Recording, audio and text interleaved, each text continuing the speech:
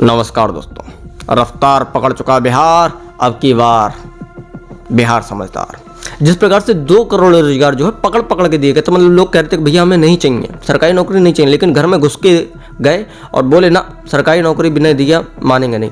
तो इस प्रकार से जो संकल्प पत्र में जारी हुआ है, अपने घोषणा पत्र में जारी किया 1 करोड़ रोजगार, और ये भी पकड़ के दिएगा, लेकिन हाँ स्वप्न में, क्योंकि वास्तविकता पे अगर देने होते तो जब फोटोबाजी में 10 नेता आए थे, घोषणा पत्र इस दिन जारी हुआ था, लेकिन 15 सेकंड में एक भी शब्द नहीं बोले। उन्हें भी पता है कि अगर बोलेंगे तो रिकॉर्ड होगा तो आगे जारी होगा। इससे बढ़िया बोले मत, केवल इसे पन्ना दिखा दो, क्योंकि बोलोगे तो दिया तो नहीं, आज तक की नहीं दिया तो अब क्या देंगे, तो इसलिए बोले ही नहीं, मालूम है रिकॉर्ड भी नहीं होगा, तो भाई बोले ही नहीं है, मुद्दा ये है। तो वोट देने से पहले आप भी जो है कुछ बोलिएगा मत, बस ये सोचिएगा कि भाई जो लट्ठे आते हैं बीपीएससी के दौरान मारे गए थे, मार धनाधन, तो वो याद रखिएगा कि एकदम चलाए गए थे, लेकिन उसमें एक चीज़ कॉमन थी, आप लोगों के लिए रोजगार नहीं था, लेकिन लठ थे।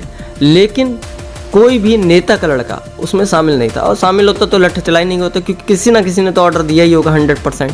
तो 100% ऑर्डर दिया होगा तो नेता का लड़का तो पॉसिबिलिटी नहीं बनती। सब तो विदेश में है, अमेरिका में पढ़ रहे हैं, स्वदेशी केवल आप लोगों के लिए। क्यों? क्योंकि जनता मूर्ख है, अशिक्षित है, इसीलिए मुद्दा यही है कि जागरूकता है नहीं और वही धर्मबाजी चल रही है, बस बात खत्म। रोजगार से किसे क्या फर्क पड़ रहा है, लोग बन रहे हैं नेता बनना चाह रहा है आजकल हर कोई, गली में नेता पैदा हो रहे हैं, गली गली में नेता पैदा हो रहे हैं। तो उसी प्रकार अगर मतलब अब भ्रष्टाचार खत्म हो गया है और गुंडागर्दी खत्म हो गई, हालांकि अनंत सिंह को खड़ा कर दिया प्रत्याशी के रूप में, वो बात अलग है, वो अपना चलता है, लेकिन गुंडागर्दी वगैरह सब जंगल राज खत्म हो चुका है, अब गोलीबाजी चलती नहीं है बिहार में, अब सब कुछ ठीक हो गया है।